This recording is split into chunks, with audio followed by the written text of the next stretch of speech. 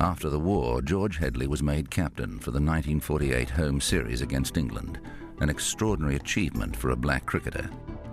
It was a great honour for somebody black in those days because, they probably thought that we didn't, the leaders, the black people were not very good leaders, and for him to be elevated to that position was a landmark for West Indies cricket.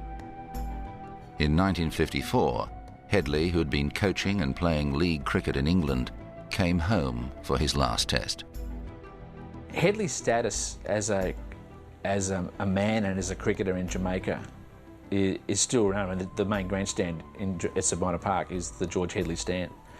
And probably the greatest example of just how highly he's regarded there came in the 53-54 series, when Headley had been playing league cricket in England and hadn't played a test match since 1948.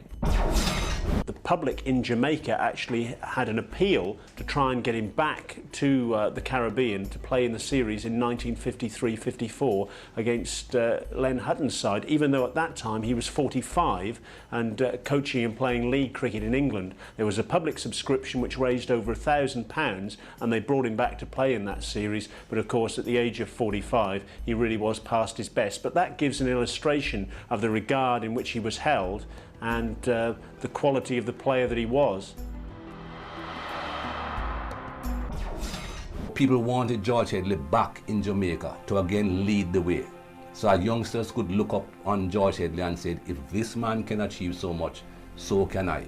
He was supposed to be a role model. People wanted him back there so he could continue that role.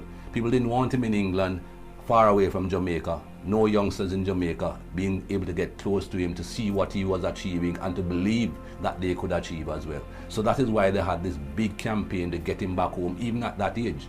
He certainly couldn't have produced his best at that age, but just to have him around was a big thing for the people of Jamaica.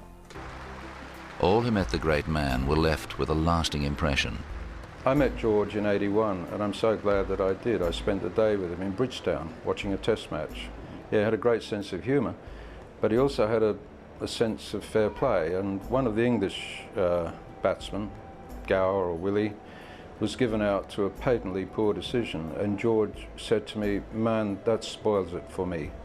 And I was impressed by that because it showed that unlike everyone around us, he wasn't being one-eyed about it. He cherished cricket. Cricket had given him a lot, and he'd given a lot to cricket. I had the opportunity to meet George Headley once. We were at a function at the Kingston Cricket Club at the ground at Sabina Park. I'd been just talking to George for a couple of minutes, and I realised that he was very interesting to talk to him about cricket, but he was also quite a character, and he had interesting stories to tell. And it's a very fond cricketing memory of the night that I had a long chat with George Headley. George, a very nice guy. He's had sons and grandsons playing English county cricket. But very nice guy and extremely modest about his own performances. I spent a little bit of time with him. When you have someone like George Headley and you're a youngster, you're a teenager, you tend to stay in the background and try and listen to what is happening around him. So that was my early contact with him. But at the same time, early in my life, I won an award at Melbourne at the prize giving ceremony, at the presentation dinner. They asked George Headley to give me my prize, which was one of the greatest things that ever happened to me. When George Headley handed me whatever I was getting, I wasn't even focusing on what I was getting. I was focusing on the fact that George Headley was giving me my prize. It meant so much to me. What meant even more to me was perhaps a few days later or a week or so after. He then presented me with a picture of him handing me my prize. On the back of that picture, he had written, "Play cricket and see the world." Now, I have played cricket, I have seen the world. Headley died in 1983, remembered as one of the finest batsmen of any era, and the man who carried West Indian cricket in those difficult early years. Headley was the first of the great West Indies batsmen. He set the pattern for those who followed, so that after the war, in the interterritorial tournaments back home. You had the 3Ws coming through, you had J.K. Holt from Jamaica. He set the example, George Headley, and the rest then followed. So he was the one who led the way. George Headley played 22 test matches, scoring 2,190 runs. He averaged 60.83. Only Don Bradman and Graham Pollock finished with higher averages. Leaving out his 3 post-war tests, his average was 64.7.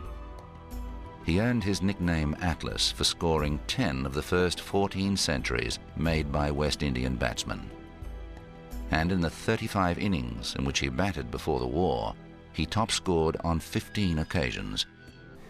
I think he lost his best years to the war. The war deprived him of a lot of great years where he could have made a lot more runs and perhaps have even a better record, but his record is great anyway. I still regard him as probably the greatest West Indian batsman, for the simple reason that he didn't have the support that later great batsmen from the Caribbean had. He did it almost single-handed, and he made 10 test centuries in 20 test matches. Unfortunately, he came back after the war when he was past it, but if you look at his record during the 1930s, late 20s to the war, he was fantastic. He made 100 in each innings in a test at Lord's against a good England attack. Very small man, nimble on his feet, big appetite for runs, and to get to meet him and to, for once, not to be let down, because often you meet the great performers and they do disappoint you, but I'm proud of that day I spent with George. Had he played in the modern era, he would certainly have been the West Indian captain, and he would have played many more test matches. But a strong case can be argued that of all the glorious batsmen to have graced West Indian cricket, George Headley was the greatest. For his talent, his intelligence, and his grace in the face of injustice, George Headley is one of ESPN's legends of cricket.